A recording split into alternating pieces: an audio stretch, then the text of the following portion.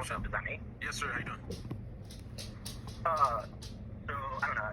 I listened to the show and I jumped around with all other ones and stuff. So, I'm pretty new to this channel, but I had a pretty interesting thought process on everything. So I figured I'd share it. And if I go past my time, just be like, yo, shut up.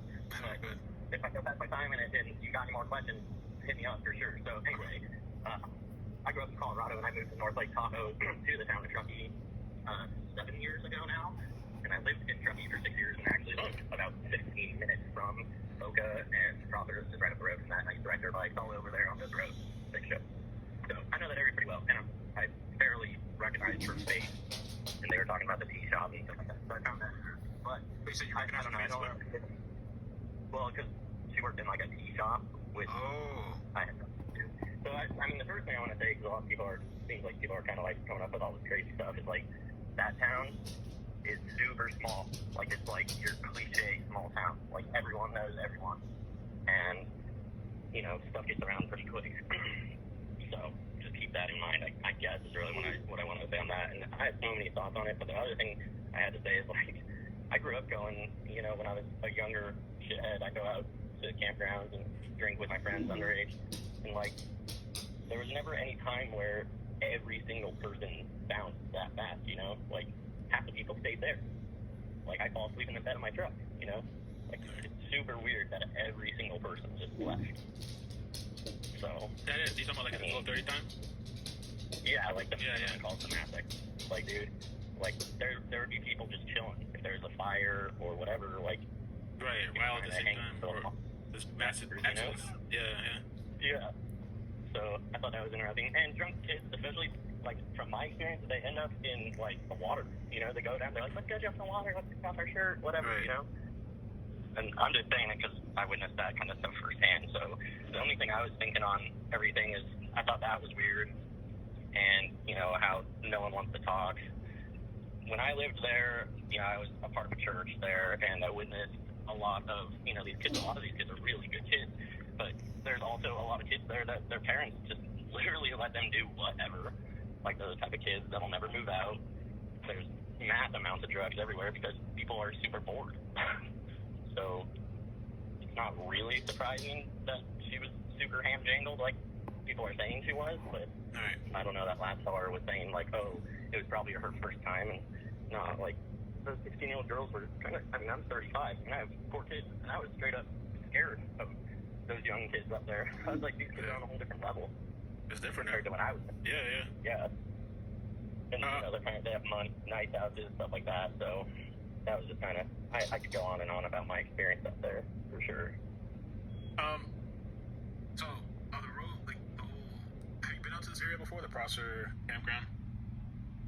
Yeah, I've been on the campground. I've been right on the beach, right where they pull the car out. Okay. My kids up there kayak all the time, all over that lake. It's popular kayak. People kayak there all the time. Probably swimming there too. Yeah, so like Boca and Prosser are like the local lakes. Like Lake Tahoe and Donner are kind of like, Donner has a lot of houses around it that are people who own really nice homes, but they're from Stack, which is where I live now. And then Tahoe is pretty far out, like, but as far as that area, it's very remote, and that's why the locals like it, because you don't get all the shenanigans that come with the out-of-town visitors and whatnot. So, the roads there are generally, like, you gotta drive pretty slow going in there, like, you can't really rip through them in cars, like, you'll straight up knock your alignment out, or break your suspension if you're trying to be like that. So, like, there's places in there where you're spending 20 minutes driving, like, a mile in, or whatever, you know, like you're crawling. So I just was like, I can't believe how those cars all just... Sorry, my dog is drinking. The other thing I want to say is I've camped out there a lot. And there are times when it's pretty pitch black, but, like, you get, like, residual light in the sky. It's kind of weird to say, but there's, on the west side of the lake, if you're on the east side of the lake, you can see light from, like, Boreal, if they're doing work up there at the ski resort. And then, because they have night lighting, and it's super bright. And then Reno's light from the city, actually, you can see in the sky, so most of the time it's not totally pitch black. And then the other thing I was going to say is, depending on where the moon phase was, that moon pole hitting the water, it reflects off the water and, like, doubles the intensity of the light. So it's actually, like, you can see.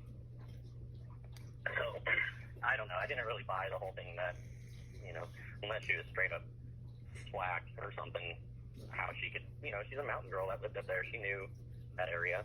She knew that the danger of going anywhere near that lake, so I thought that was pretty interesting for sure. And then the friend just ditching her is like, it's a small community up there, and like people up there really want to take care of each other, you know what I mean? And you could see it in how many people came out of the woodworks when this all happened. Like, and I was part of a church there that, they want to help. So to me, it's very strange that, not one person comes forward or, has anything to say about it. Right. As far as people that participated, but from what I heard too, a lot of people were from SAC and Reno and out of town. Right. That's hard to think there.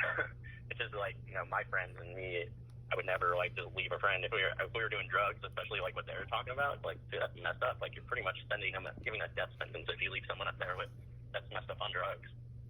Out in the woods there, you get lost fast. Anything could happen to you.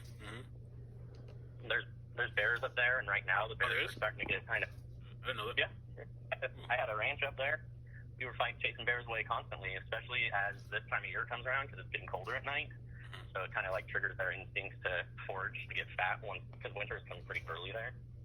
So, but it's just it doesn't make sense to me. Like, why would you leave your friend so super messed up in a place where so many different factors were not favorable for her, other than driving, Right. Are you leaning towards anything? Are you leaning towards an accident or Valpe or undecided? I mean, it seems like I can get pretty dark sometimes, everyone can get like their deep thoughts or dark thoughts and all that, whatever. I worked as a tattoo artist for 10 years and I'm a truck driver, so I listen to a lot of crazy stuff when I'm driving and like, you can definitely go down this rabbit hole of thinking what happened. To me, I just felt like, if anything, they witnessed her do something like crazy in her car, like driving to the lake, and they all just dipped because they didn't want, to have to be there when the cops showed up. You know what I mean? And then their kid is operating with the mind state of, oh, she'll be all right, she'll get out or whatever, and they all just leave, and it wasn't that way. Right. Like, I don't think it was something where she OD'd out on the ground and they threw her in there and pushed it in. That's pretty dark and heavy accusation. Yeah. It was a tragic accident, and it happens. I hope that those young kids up there can learn from it and be more careful. I've got kids between the ages of 6 months and 8 years old, and everything in between, 2 boys and 2 girls. So for me, I'm like, dude, it's terrifying to be a parent of some young kids right now, and wonder how it's going to be when they grow up. Because of their influences, who's around them. No. So, right. She seemed like a really good kid. Well, thanks, man. I appreciate your call. And Or if you got more questions, I don't know, find me, but you can always hit me up. I can save your. Hold on. I save your number. Yeah, who knows? Maybe we'll have some more questions. What's your name again? Sean. John. Okay, yeah, I'll save it here. And yeah, if we have any other questions, for sure I can hit you up sometime. Thanks, man. All right. Appreciate it. Yeah, have a good one. You too. Okay, last caller, anonymous.